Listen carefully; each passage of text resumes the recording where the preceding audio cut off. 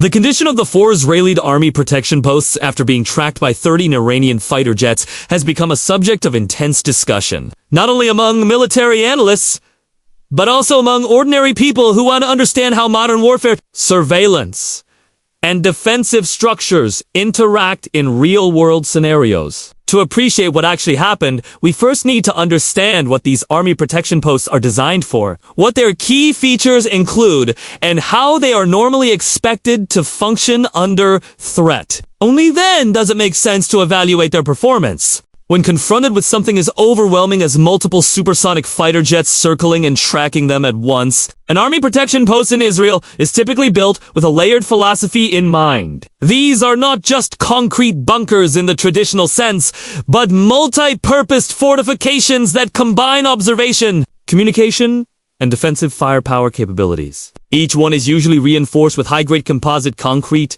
mixed with steel mesh designed to resist both direct artillery impacts and aerial bombardment. Some of them are even partly underground or camouflaged into surrounding terrain to reduce visibility from above. The posts in question were strategically positioned along a sensitive area, each one designed to provide surveillance coverage, rapid response, and a secure station for troops who need to monitor possible incursions or attacks. Now, when you bring 13 Iranian fighter jets into the picture, the context changes entirely. Iran's Air Force maintains a mixture of American-built aircraft from before the 1979 revolution, as well as more recent Russian and domestically modified platforms.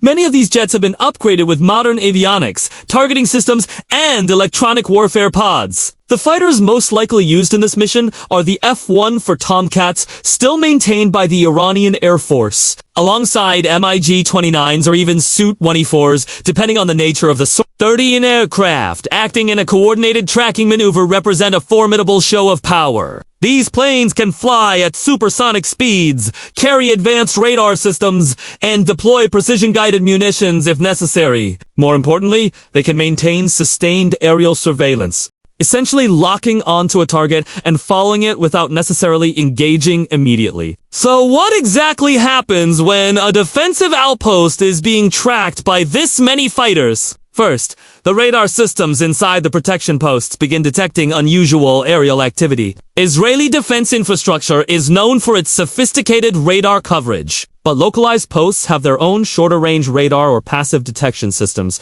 These immediately begin feeding data to command centers. Soldiers inside the posts would be fully aware of being targeted, as radar warning receivers and heat signature alarms indicate hostile tracking from above. At this stage, the design philosophy of the posts is put to the test. One of the most important features of such structures is their hardened shell. Reinforced walls, several feet thick, are designed to withstand direct hits from bombs, weighing up to 500 kilos. However, modern bunker-busting munitions like the ones potentially carried by Iranian jets are far more powerful, designed to penetrate before exploding. This means that while the posts are resilient against older types of munitions, they are not invincible. The condition of the 4 Israeli posts after the incident showed varying degrees of stress and partial structural damage, even without direct strikes. The sonic boom of jets passing at low altitude and the psychological warfare of constant tracking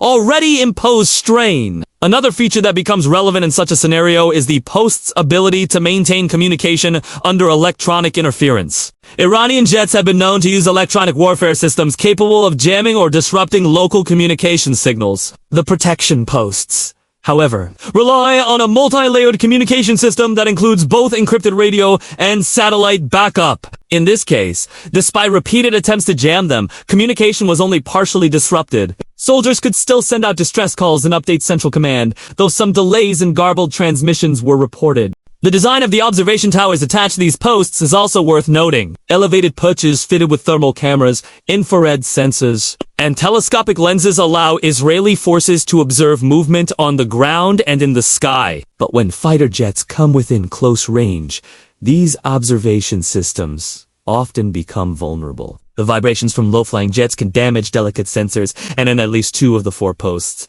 thermal imagers were knocked offline due to repeated This left troops partially blind, relying on backup handheld optics and centralized radar feeds instead of their own local sensors. Performance under stress is where these protection posts are supposed to excel. Their air filtration systems, water supplies, and independent power generators allow them to operate in complete isolation for days or even weeks if surrounded, but the jets hovering above them applied unique pressure. Imagine being inside a confined structure while jets roar overhead at Mach speeds, each pass rattling the walls, each lock on tone reminding soldiers that they could be targeted within seconds.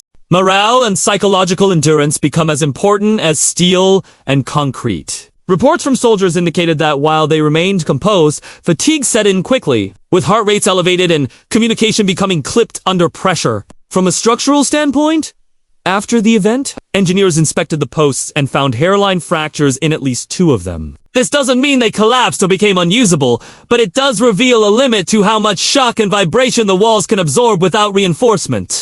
Over time, such stress could weaken the posts, if not repaired.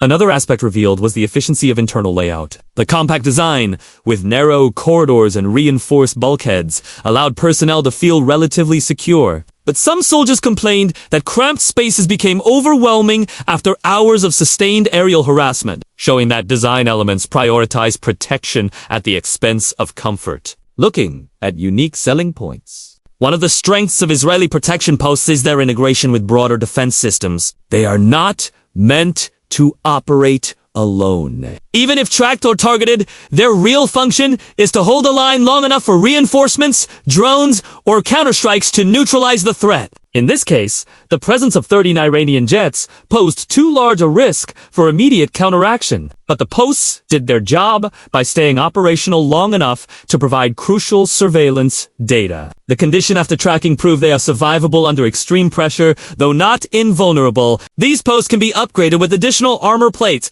remote-controlled weapon stations, or even anti-drone systems. At least one of the 4 posts had a roof-mounted remote weapon system capable of firing heavy machine guns at aerial threats. Though, against supersonic jets, this is more symbolic than practical. Still, it demonstrates the layered thinking that goes into the design. Every angle of defense is considered, even if only to buy precious seconds. The incident also exposed certain weaknesses. For example, ventilation systems, while robust, showed vulnerability to sustained vibration. Dust filters became clogged more quickly due to the shaking of nearby Earth as jets performed low-altitude maneuvers. Electrical systems also reported minor outages, not from direct attack, but from electromagnetic interference emitted by the jet's equipment. These are subtle failures, but in modern warfare, even small cracks can become fatal weaknesses. The condition of the 4 posts post-event also reflected on the psychological resilience of troops stationed there.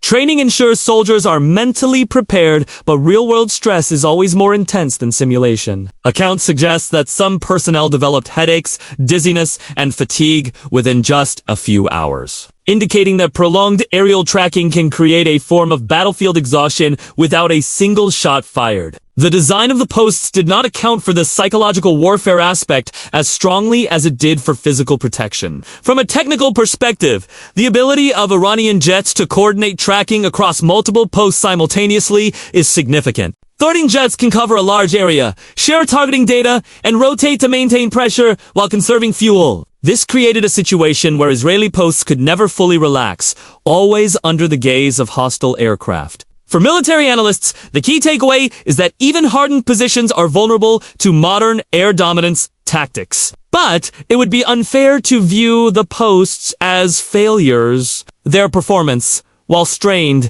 demonstrated durability. None of the 4 collapsed. None were completely silenced, and all maintained at least partial functionality. That in itself is a testament to their construction. The reinforced concrete held.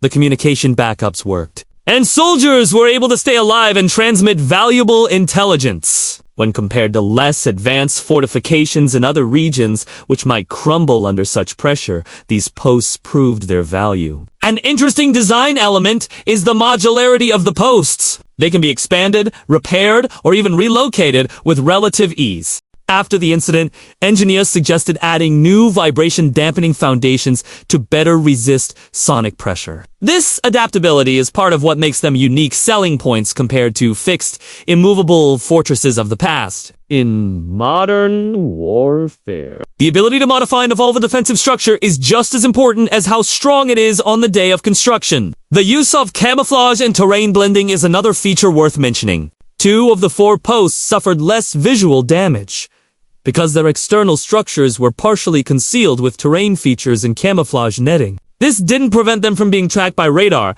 but it did make them less visually imposing, reducing psychological targeting cues. Design elements like these show that survivability isn't only about armor thickness, but also about visibility management. Perhaps the most telling part of the entire episode is how it demonstrates the balance between offense and defense. 13 jets represent overwhelming offensive power, while 4 fixed posts represent static defense. The condition of the posts afterward shows that static defense, no matter how advanced, cannot fully counter modern mobile air power.